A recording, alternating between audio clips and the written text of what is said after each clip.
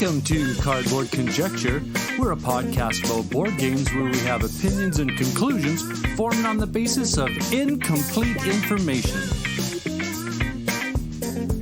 This episode of Cardboard Conjecture is brought to you by these great Saskatoon businesses: Amazing Stories Comics on 8th Street, Dragon's Den Games on 8th Street, and Breakout Escape Rooms on Faithful Avenue.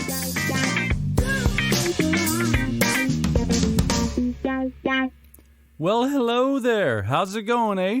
This is Whatcha Been Playing Wednesday, and this is a special weekly episode that's a compilation of all the board games that all of us content creators have been playing recently. And on this episode are the Tabletop Bellhop, definitely a board game podcast, Board and Game with Andrew B., the Meeple Dungeon, Dice and Dragons, Mozart Games, and Cardboard Conjecture. And as always, remember to check out the show notes for the links to the Whatcha Been Playing Wednesday cast, and have fun and enjoy.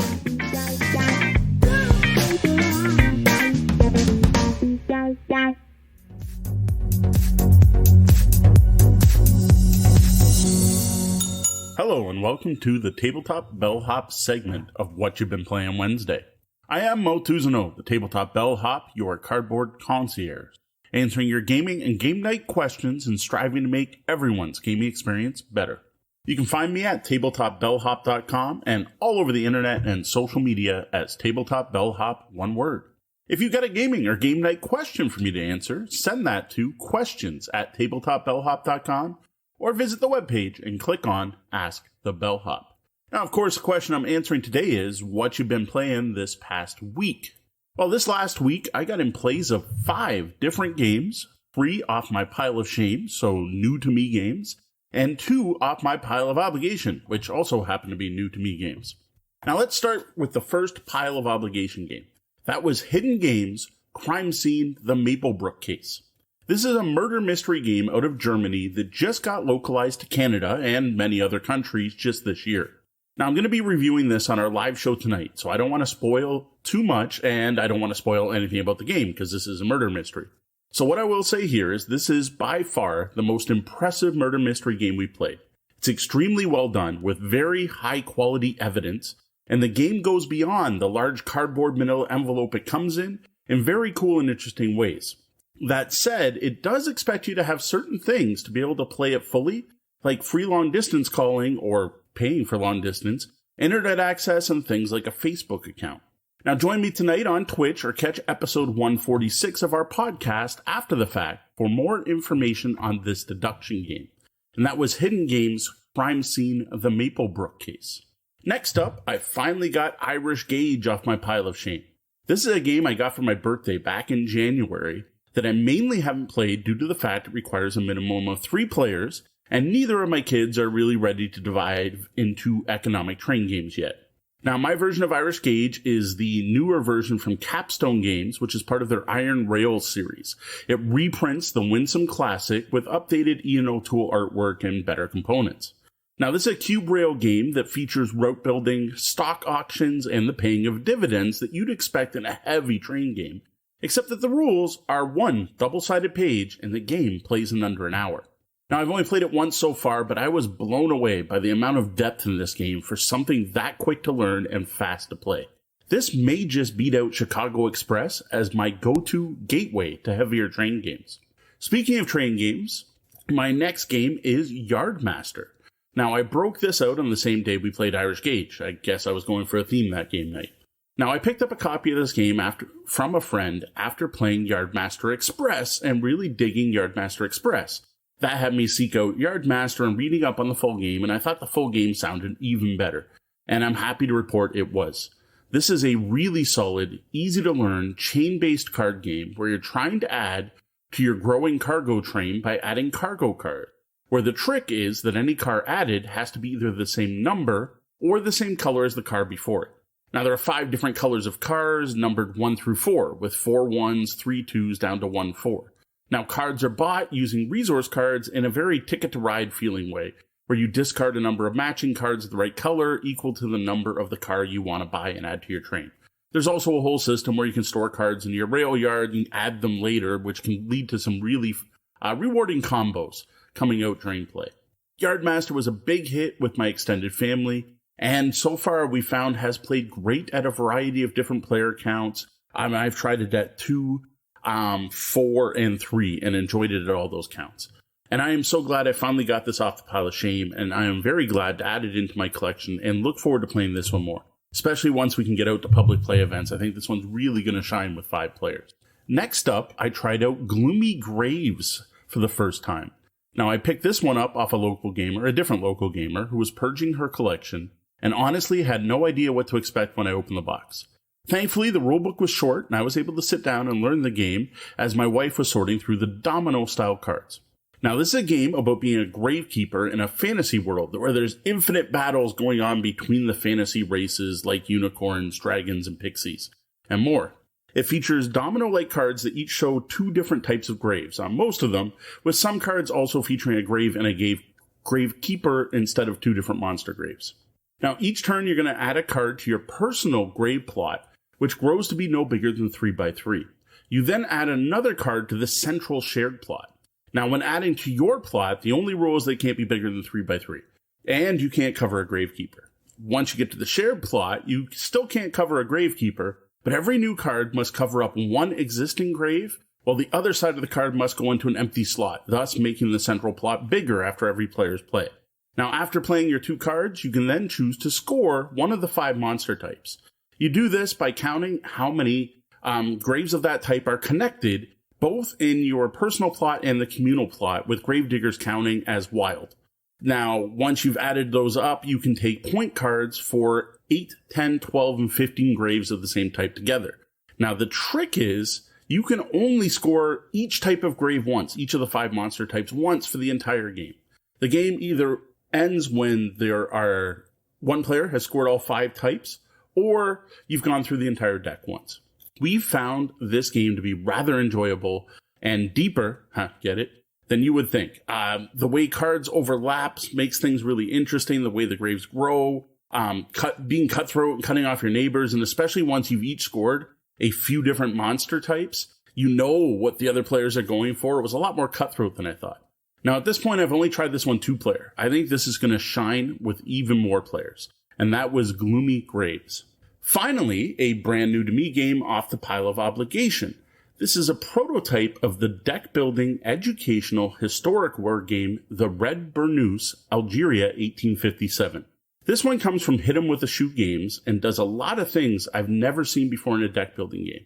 Now, another thing I appreciate about this game is that you are playing the leaders of Algerian villages, starting with decks that are just filled with standard citizens, like men, women, and children, and using them to build up your decks and forces to defend against the colonizing French, which is a really interesting perspective for board games because most of the time you're playing the colonizers. Now, there are a lot of interesting things going on in this game, which plays like a static market deck builder like Dominion, but that's combined with a traditional cube-pushing war game, and even features the very traditional D6-based combat results table, or CRT, that you see in a lot of hex and counter war games. Now, again, this is another one I'm going to be reviewing on tonight's live show. So if you want to know more about the Red Burnous, I do encourage you to join me for more information on this new deck builder. And that is launching on Kickstarter next week. Now, that's it for the games I played over the past week.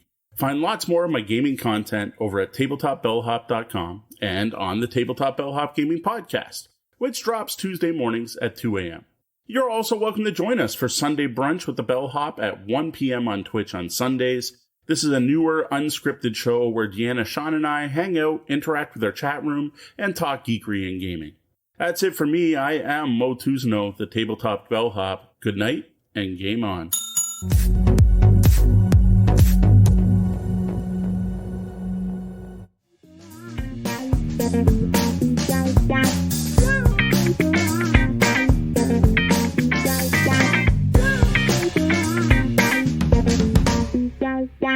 Hey, everybody. This is Royce Calverley. And I'm Aaron Millick. See, it's not so easy not to have that pause there, is it? And we are definitely a board game podcast. Well, you took my line. You jumped in there. It's foreign. That's what I want. You always yell at me. You got to go faster. You can't have that pause. You got to respond right away. Now you know, man. Now you know what it's like. We're already fighting 20 seconds in. So we're here. Who's talking? 23 seconds. Hello. Hello. Are we on? Is this thing on? Hello. What's happening? Where are we? We are on Whatcha Been Playing Wednesday. Yeah. So what you been playing Wednesday, Aaron? I don't know. I haven't been playing. I got to be honest. I haven't been playing a lot of games. You know why? It's summertime. I've been outside. I've been busy. I've been working hard. No, I've been playing lots of games because it's summertime and it's really hot outside. You and I don't know how we know each other. We're so opposite. I want to talk about an old game that I know very well, and I've actually played with you. I brought over to you guys, and you actually said you liked it. It was all right. This is an old one from 1998. Paul Peterson, Wizards of the Coast. Hasbro also has their greasy little fingers all over this now. It's called Guillotine. It's a very simple, straightforward game. You put down a whole bunch of nobles and bishops and piss boys and all these different people in front of a guillotine.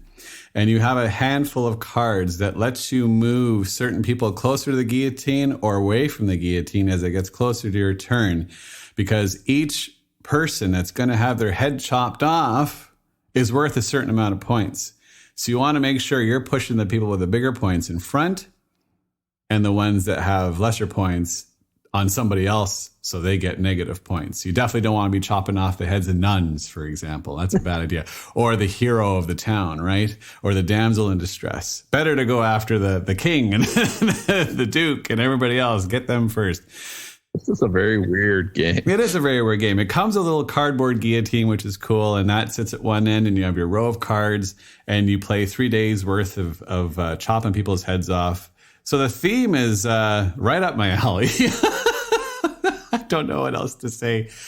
Great little game. Just basically a deck of cards, lots of fun. If you're looking for something that's a neat in-between filler game, or if you have a sick sense of humor like I do, definitely check out Guillotine. You can find it pretty much anywhere games are sold because, again, Hasbro has their name all over it.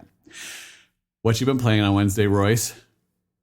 I have been playing, as opposed to an old game, a brand new game. In fact, it's not even out yet. It'll be in retail, I think, in October. It's called Rift Force. Rift Force.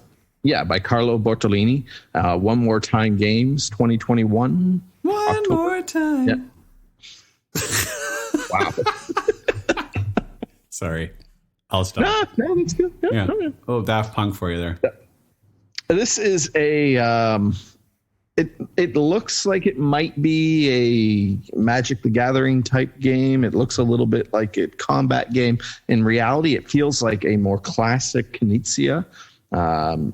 You are setting out 5 territories in the middle of the board, and you're fighting over those 5 territories by sending your elemental creatures out to those territories, and then you're activating your elemental creatures to attack the elemental creatures on the other side. What makes it cool is you each will have 4, you draft 4 basically player powers. So you have 4 separate player powers, and everybody's player powers are then unique, and that's what your creatures will do. So if you have the lightning player power for your guild, then your lightning creatures will use that power.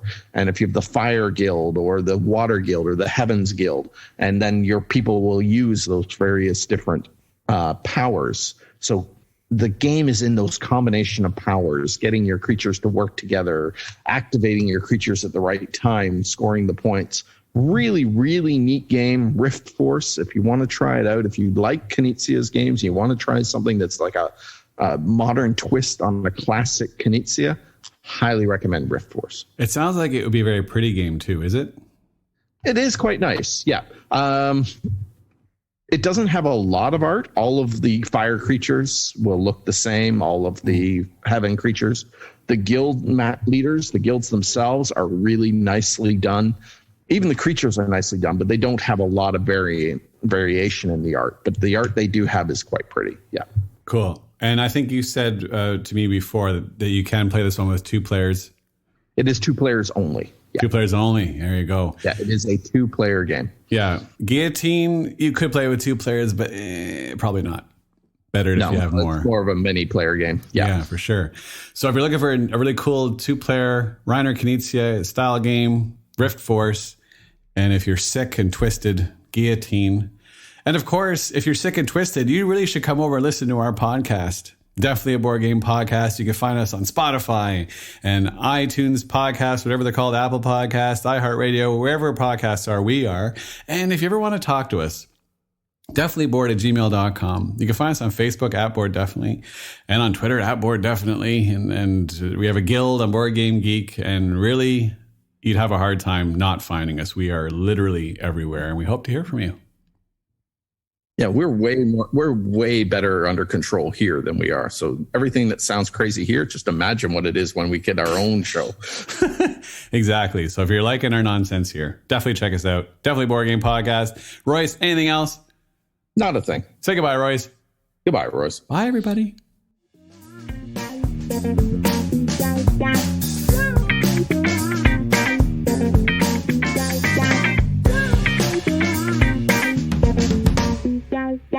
Hi, this is Andrew Bucholtz of BoardandGamedotcom. This week I'm here to talk about Falling Sky, the Gallic Revolt against Caesar. Falling Sky is designed by Andrew Runke and by Volko Runke. It was first published in 2016 by GMT Games. The map art is from Chichu Nieto, with card and counter and display art from Chichu Nieto and Mark Simonich, and Roger McGowan was the art director and did the package design. Falling Sky is Volume 6 of GMT's Coin, or Counterinsurgency system. It follows on from the 5th volume, Liberty or Death, which I previously talked about in our August 11th episode. As detailed in the playbook, this was the first Coin series volume to really look at ancient warfare, and that comes with a lot of changes from the more modern counterinsurgencies discussed. And Falling Sky also marks a bit of a change for the Coin series. The first 4 volumes were about counterinsurgent warfare in the 20th and 21st centuries, but Liberty or Death, which was designed and developed at much of the same time as this, and Falling Sky looked back a little further to the American Revolution in Liberty or Death's case, and to the Gallic Wars of the 1st century BC in the case of Falling Sky. This one is also interesting because Volko Runke was the designer of the first Coin game and the co-designer of the next Free. And in this case, he did this one with his son Andrew, who is really the subject matter expert on the ancient Roman wars involved here. So it's a really interesting pairing of a system that wasn't initially designed to do this, initially designed to look at ancients, but one that actually wound up fitting this particular conflict quite well, and particularly the interfactional dynamics between the different sides. So, who are the sides? Well, you've got the Romans, led by Julius Caesar. You have the Aedui tribe, which are a tribe that worked rather closely with the Romans, that was very involved with trade, and was very important to supplying the Roman legions as they marched across Gaul. Then you have the Arverni tribe, who were the main rebels against Rome, and they're led by Vercingetorix, who is just the noted tribal chief of this era. And they're really out to get Rome. They're out to destroy a certain number of legions as well as advancing their own influence. Meanwhile, the Aedui want to help the Romans here and there, but they really just want their influence and the tribes that they're allied with to be the top. And then there are the Belgae, who are another tribe generally sort of opposed to Rome, but with a little bit of a different approach. They're closer to the Germans, the 5th non-player faction, than anyone else, and can sometimes take more advantage of their abilities. The Belgians are also very good militarily, especially when they're led by their particular chieftain, Ambiorix. And that's a thing that's quite cool about this game in particular, is that it really represents leader abilities in a way many of the earlier coin volumes did not. And a lot of your commands only work well when they're in the space of your leader or adjacent to them. Like most of the coin series, this game is driven by cards, and you can always see the card that's currently available and then the card that's coming up next. Each card will have the 4 factions across the top in order of priority to act on that card. And when you do act on a card, you're generally ineligible for the next card. So there's some really interesting timing that goes into this, where maybe you might want to pass on something that could be good for you in order to make sure that you can grab the event that could be even better for you on the next card. That timing and the various moments where factions want to help or hinder each other is found in much of the coin series, but there are a couple of things in Falling Sky that really stand out. One is the 5th faction, the Germans, who are a non-player faction in the base game, but they act in a relatively predictable way much of the time, especially during the winter phase, and at other times player factions can take control of them and use them for particular purposes, but they may wind up getting hurt by them in the end. That really is interesting, and it really makes you think about where these troops might go, where you want them to go, and where your enemies don't want them to go. All in all, I think Falling Sky is great, especially if you have interest in the coin series or if you've got any interest in this historical period. It also got me to pull out some of the old Asterix comic books and start rereading those again, which are also a lot of fun, and you can see a lot of that history reflected in this game. The event cards are very thematic. There's a lot of very thematic moments and capabilities, and there's a lot that really represents the difficulties of these campaigns, including supply lines and suppressing revolts. So Falling Sky is well worth your time if you're interested in this sort of early Roman warfare. Thanks for listening. I'm Andrew Bucholtz, and you can find more from me on Twitter at Andrew Bucholtz, BUCHOLTZ, and you can also find my board game writing at BoardandGamedotcom.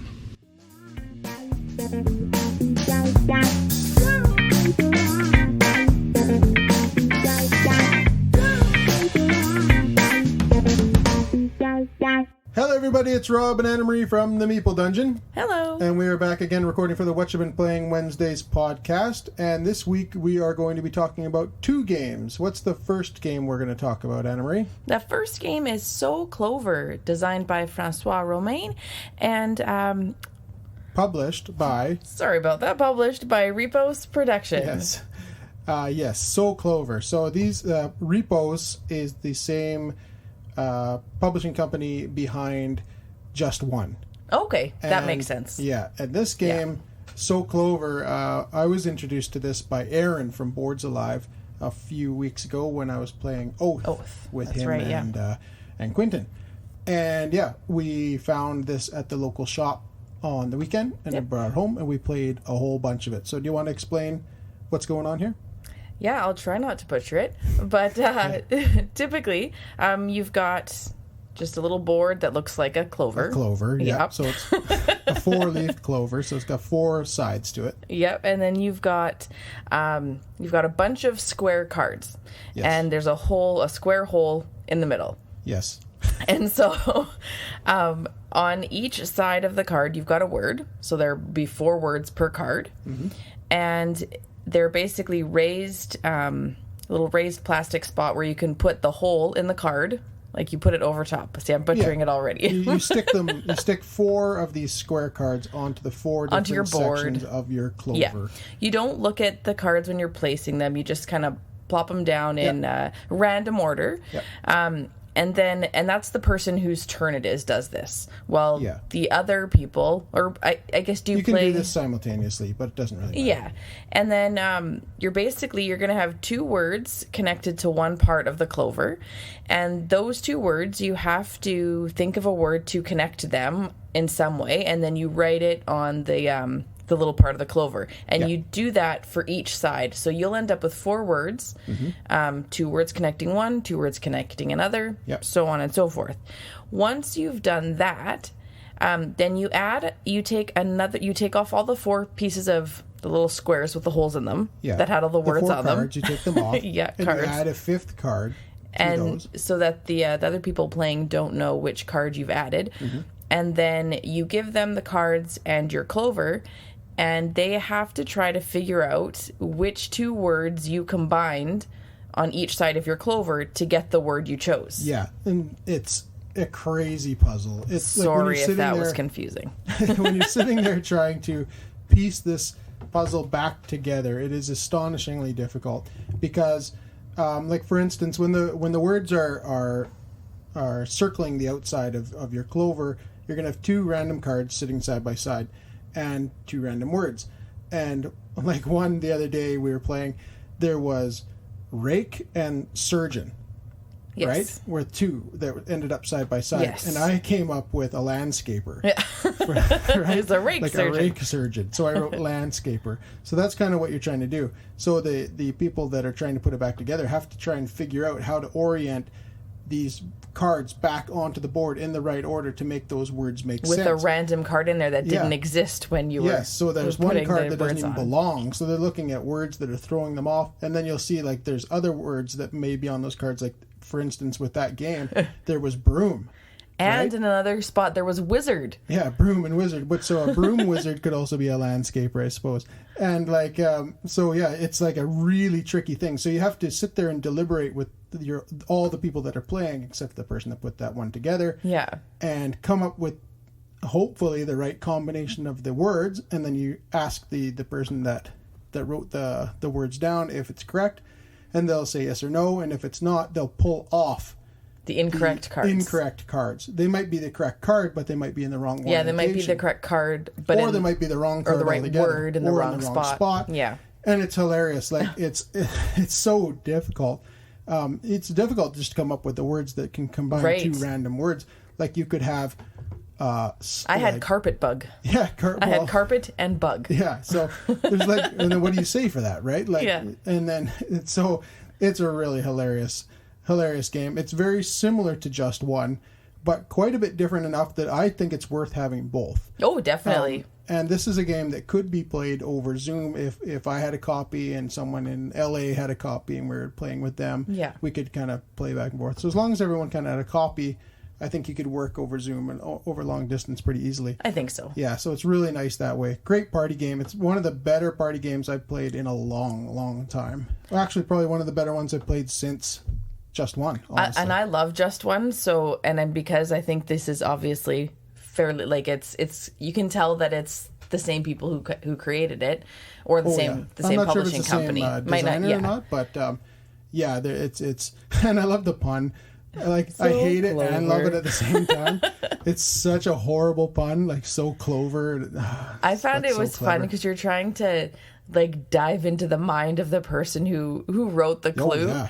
and it's like, oh, would he think that? Like, how would he put this together? And then some of them are like perfect, and you're like, okay, I get what he's saying here. I know this one for sure is right. Yeah. But then you've got 3 other cards you got to try to put together, and it's that's it's what not we found, easy. right? There's usually one corner where you're like, okay, Yeah. these 2. There's no chance these don't work. So these 2, you kind of start from there and you kind of work your way out. Yeah. But if you're wrong there, you're really screwed. Yeah. But it's great. It's a fantastic game, and it plays 3 to 6.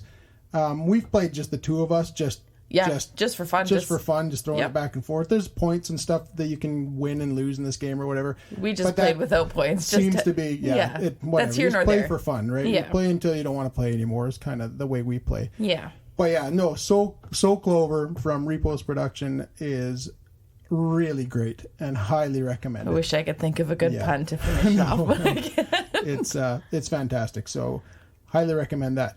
And the second game we're going to talk about is, well, we're actually out of time. So we did this on purpose, full disclosure. But we're out of time. But the second game that we've been playing is Furnace from Arcane Wonders, brand new release from them. And we are going to have a full review of Furnace on our podcast, which should be available right after you're done listening to this podcast here. If you head on over to the Meeple Dungeon podcast, you should find our full review on our latest episode of Furnace, the new release from Arcane Wonders. But yeah, we got to run, so we will see you next week. Cheers. See ya.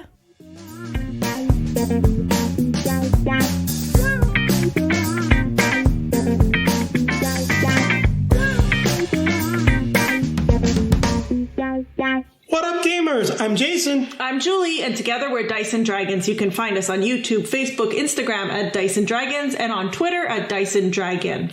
And what day is it today, Julie? It's Whatcha Been Playing Wednesdays! So what have we been playing? Ticket to Ride Amsterdam, and a little bit of Descent, 3rd edition, but we've talked about it a little bit. It's not 3rd edition. It's Legends of the Dark. It doesn't play anything like the other editions. Let's just get that clear. So anyway, we've been playing Ticket to Ride Amsterdam. This, I have to say, is a little backstory. We bought this game because I convinced Jayson to give Ticket to Ride another chance after Jayson had a disastrous first experience with Ticket to Ride with people who had analysis paralysis. It was next level analysis paralysis. The game took almost 3 hours. That being said, we did have a full player count, but I don't know why the game took that long. It really didn't feel like it should. So it took a while. It's taken probably close to 2.5 years to get Ticket to Ride back to the table, but we finally we brought it to the cottage and played with family. So I have lots of experience playing Ticket to Ride, and that's why we weren't on last week. It's just a little bit of background. We finally had a vacation. Da, da, da, da. So I've been playing Ticket to Ride for years and years. I played the original and then Europe with friends, and I introduced it to my family, and my family's been playing it for years. Some members of my family, my extended family, groan when they see it coming, but most of them really love it. So I was really disappointed when Jayson said, I'm never playing this game. It's horrible. I convinced him to play Ticket to Ride Amsterdam. So Jayson, why don't you tell him a little bit about Ticket to Ride Amsterdam?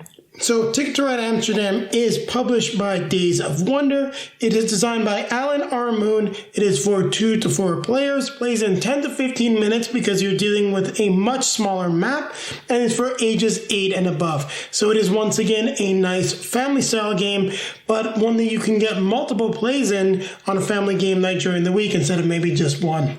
Well, which is what we ended up doing. So we played one game, and then the people we're playing with said, "Hey, why don't we play another one?" And I think actually I liked one of their comments that they made afterwards, because these are people that have played Ticket to Ride before the traditional versions, the traditional longer version. And they said the fun part, and I have to agree about this, is that you can play multiple games and you can make the winner of the evening the one that wins 2 out of 3, let's say, or the most number of game out of 2 or 3 or 4 games, however many you want to play, because it really is a lot quicker. And I personally think that this game fixes some of the negatives that some people may have with the longer games, because they can draw on for a long time. And this game has some added mechanics that speed things up a little bit, as well as having a much smaller map to populate. So what did you think? I mean, you hated Europe. I still think that that's tarnished a little bit by the fact that we were playing with people who just could not make up their mind. But so the verdict's in. I'm just not a big Ticket to Ride fan. I didn't grow up with this game. And while Ticket to Ride Amsterdam does fix a lot of the issues I had with the game, it doesn't fix some of the big random issues. It actually, in my opinion, this shorter playtime really enhances a certain aspect of the game that I didn't realize could become a major problem, which are the routes and getting new routes. While you can still get new routes in Amsterdam, you often don't have time. And with the bonus cards that you can gain by claiming routes that have the cart symbol in this case, it's like, do I take a chance of getting another route that's going to score me points, or do I try to build up those bonus cards? So I really didn't like that. I think that there was a lot that fixed things I didn't like about the game, but that aspect, I think, just kind of threw it all out of whack. Because in one of the games, you got a really great route draw, and when we saw you put your routes together, I was like, man, these are going to be a lot of points. There were a lot more than I would have expected, actually, probably by about 4 points. And you were definitely going to be in the top, like 1 or 2, just because of your draw. Unless someone straight up blocked you, which you don't really want to do in a quick game like this. But it can happen. It could definitely happen. It can definitely happen, but in the longer game, that the chance to draw a new route, get new points, and do something different, I just feel that the mechanic is very much left out of being something that's useful to do in this quick version of the game. I would definitely. The one thing I will agree with you is to say that. In the short version, you definitely have to be a little bit more strategic. I think this was obvious. We were playing in these games because we were playing with experienced Ticket to Ride players, and the strategy, like my capacity to strategize that I've learned over multiple years now of playing the different co-op games, but also all the different types of games that we play, I think made it easier for me to basically come to maximize my point options and, to finish the game before anybody else had an opportunity to do anything else as well, right? No, well, that definitely happened in the first game. The second game, you were very much dealt an incredibly strong hand, and you made sure that you ended up in the top. And you did a very great job at doing that, but we were definitely all playing from behind right at the start of the game. And that's one of the things I really didn't like about the game. So while the speed and the pacing do improve Ticket to Ride, because I just don't think the game is that interesting, even like for an hour. It's just me personally. I prefer things that are a little more deterministic, but the game still has a high random aspect. And you know me, I don't really love random games, and Ticket to Ride definitely has that big random quotient. So I just have to think that this game is not for me. Now, I don't hate Amsterdam.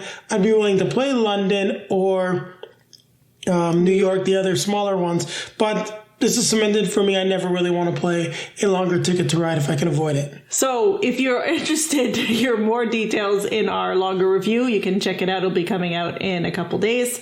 And otherwise, we would like to remind everybody to keep playing games.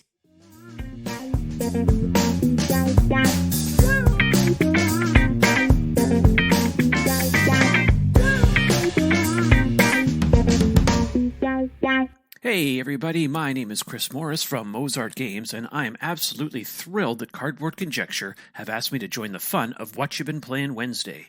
You can find me on Twitter as SpiderMo, that's Spider with a Y if you like what you hear, and want to give me a follow for some board game thoughts, a bit of hockey, but mostly me complaining about random things.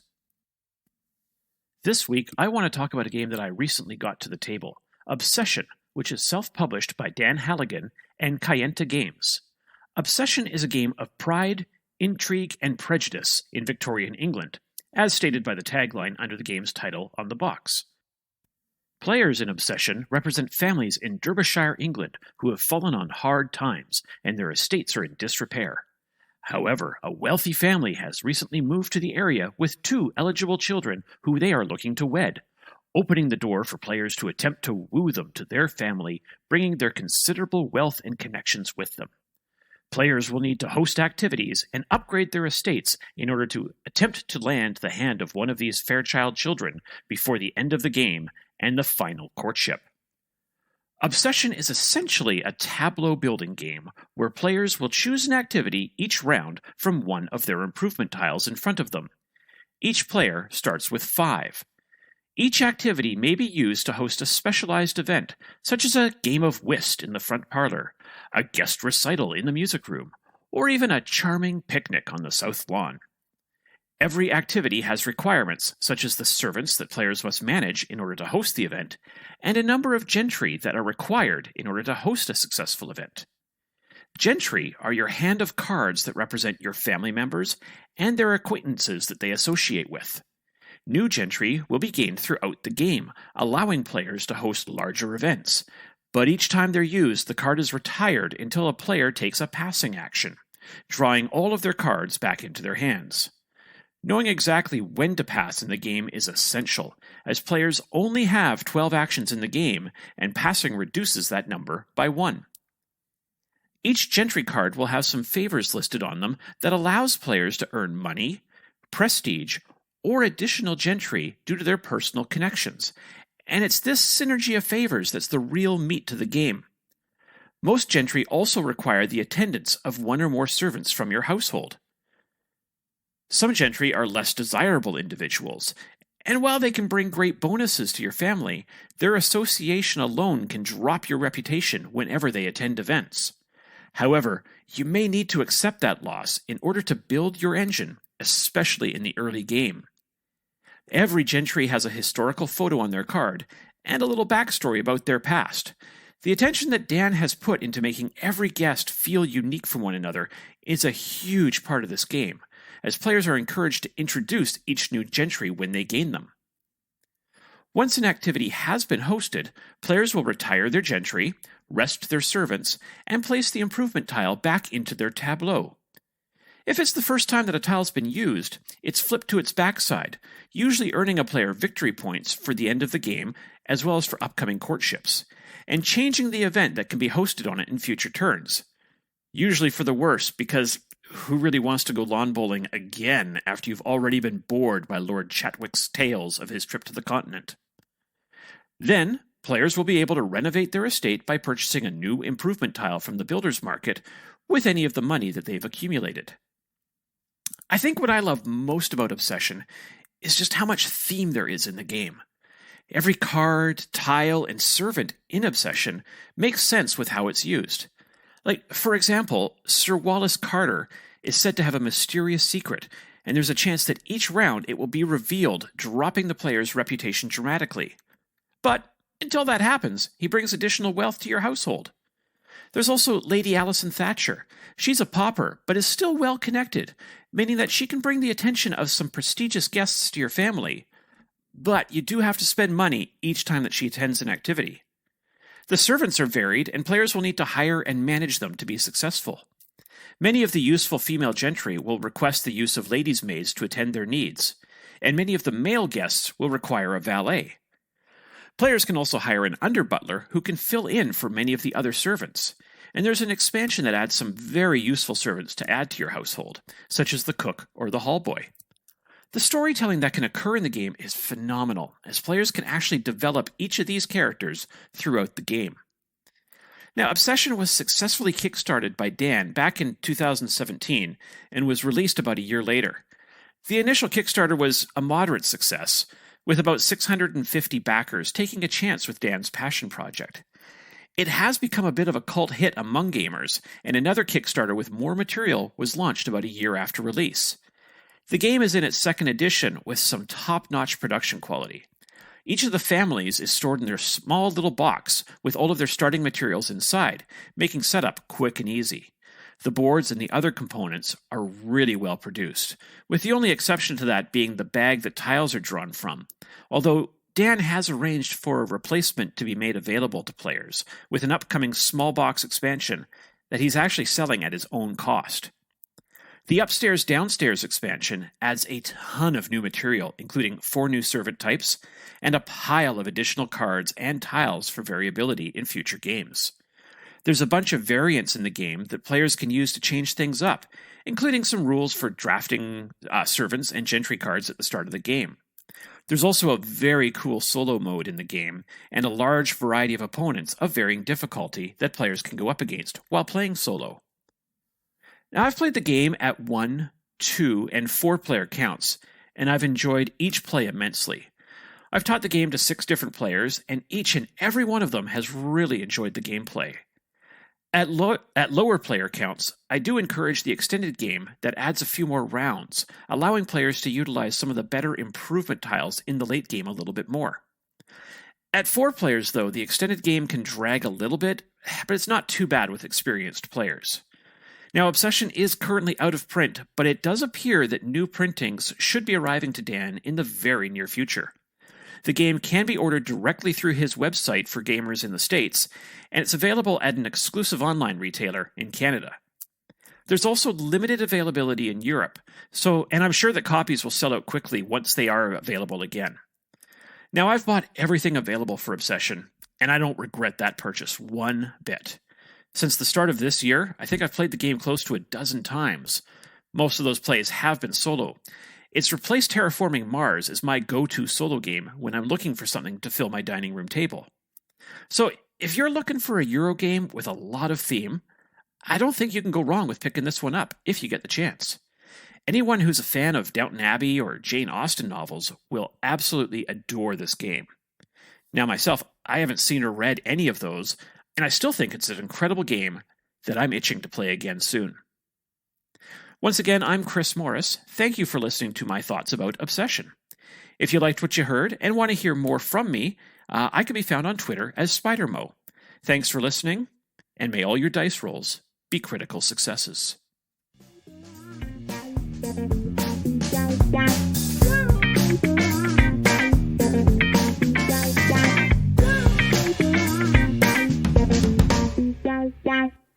Hey everybody, this is Norm from the Cardboard Conjecture podcast and Bridge City Board Gamers community here in Saskatoon.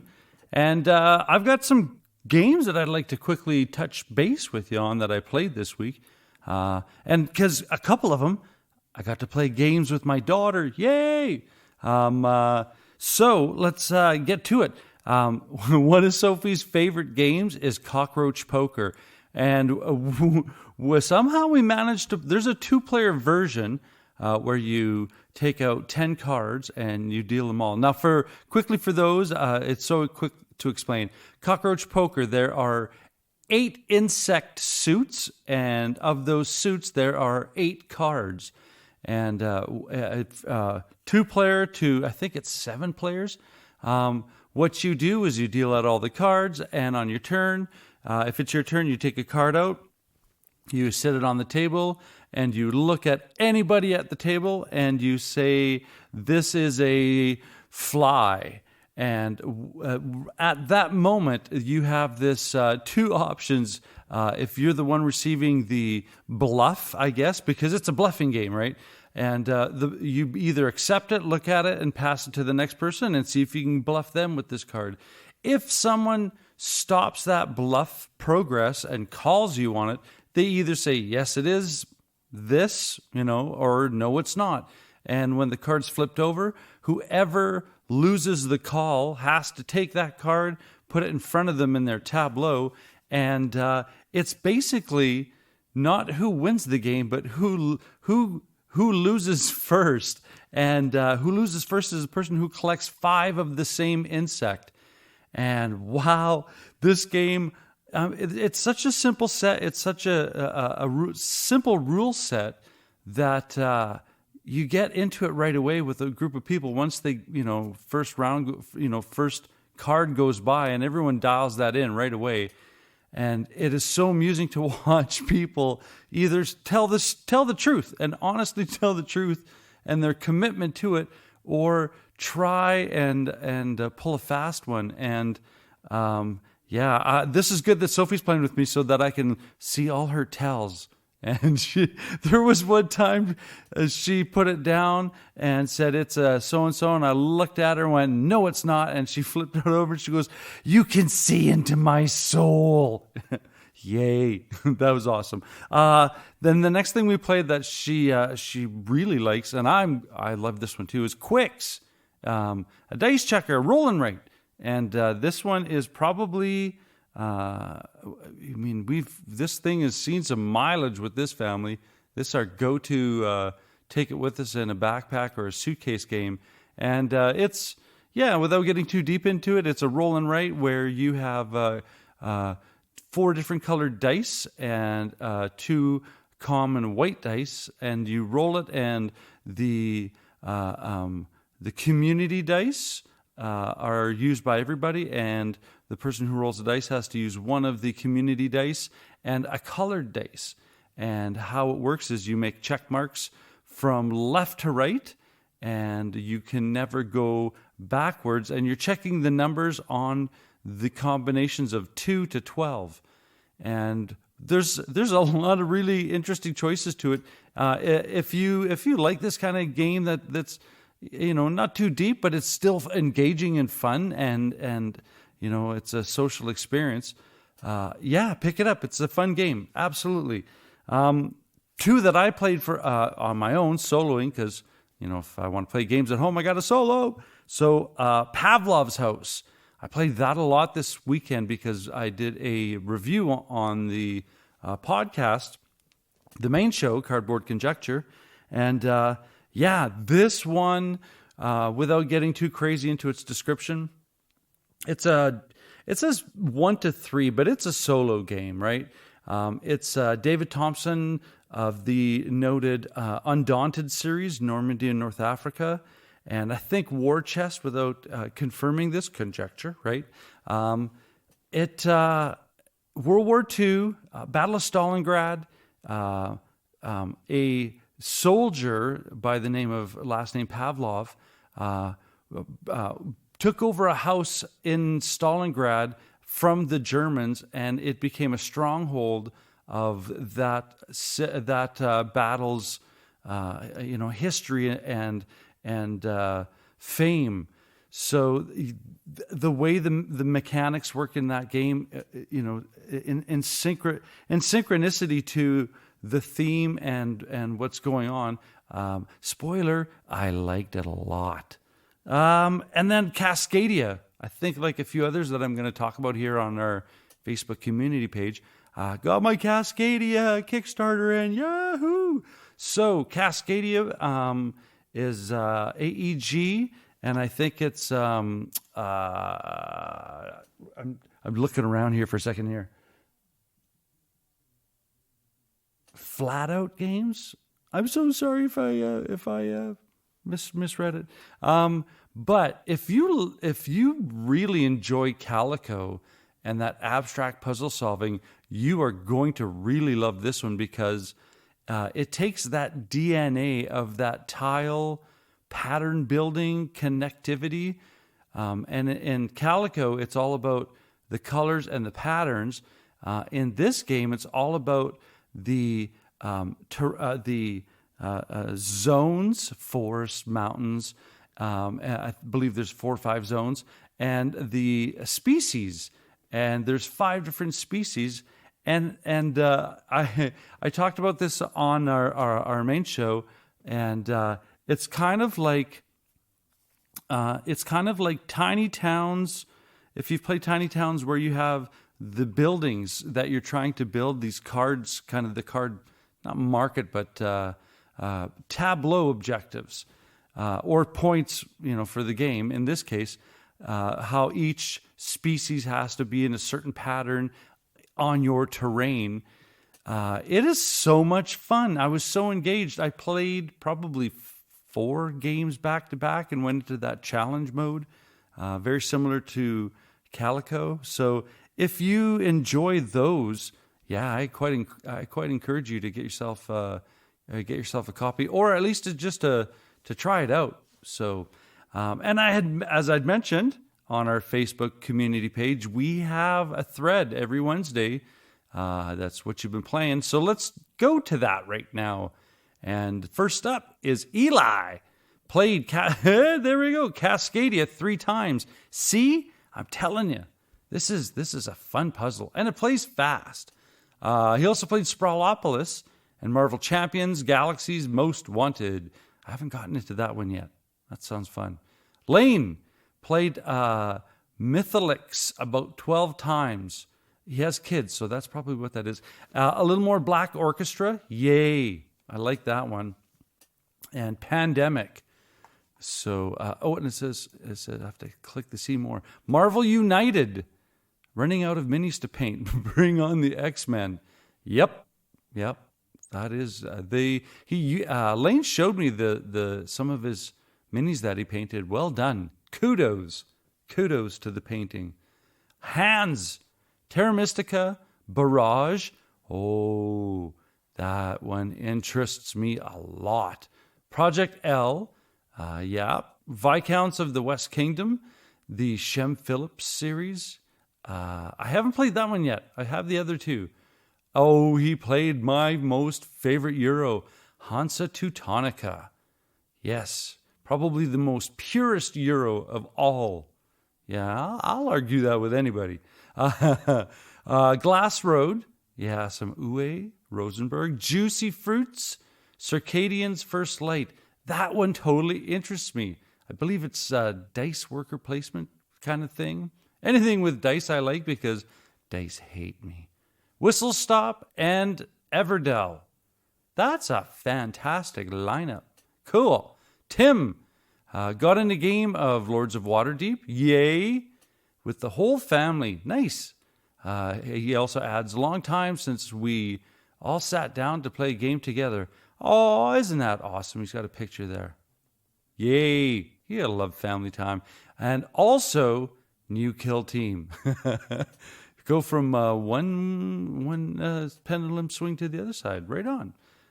Moving on. Chris, I played the Firefly board game and a couple rounds of digital version of Dresden Files card game. Dresden Files. I saw the TV series. That was kind of cool. Too bad it was like a one season and done kind of thing. Jeff played two of his favorites, Everdell and Terra Mystica, as well as Glass Road for the first time, which I really liked. Yes, if you haven't played Glass Road, it's Uwe Rosenberg's shorter and not less committed to decisions, but it's a faster one than most of his games, and it's still engaging. The wheel of how you develop resources to your raw materials is so cool how that works. It hurts the brain sometimes. Tyler, my group finally started King's Dilemma. Yay! You keep us posted. I want to hear how. I've heard so many cool stories about that game. Only finished 2 games of it so far, but we're excited to see it progress. Of course. Tony played Cascadia. Yeah, awesome. Garth, on vacation, and friends we stayed with introduced us to one of their favorite games, Lords of Waterdeep. Yay! It was one of the most fun times I have had learning a game. And he finishes with winning help, too. It always does, doesn't it? Yes. Marianne played Red Planet. Awesome. Cool. That one looks... I'm just looking at the cover shot. That one looks really cool. Garth, another round of Dune Imperium at 4 players. 4 players. Oh, yeah. Yeah, that sounds really interesting. Got to try Between Two Cities. That's a fun one. And Machikoro for the first time. Fun light games. Not bad at 2 players. Hope to do them at 4 players soon. Yeah. So, yeah, I'm thinking... Yeah, we all want to start playing board games at a higher player count with more friends, but I think we're so close. Everyone's. I think the last thing people want to associate waves with is isolation and pandemic, and so we just have to be patient and we have to play safe, and that we'll get there soon. Totally we'll get there soon. And it'll mean so much more. So, that being said, thank you so much to the content creator collaborators who always contribute such awesome content. And always thank you to you for listening all this way through. And that being said, again, I got to say something different than that being said. Well, as I always say, keep your stick on the ice and take care out there, eh?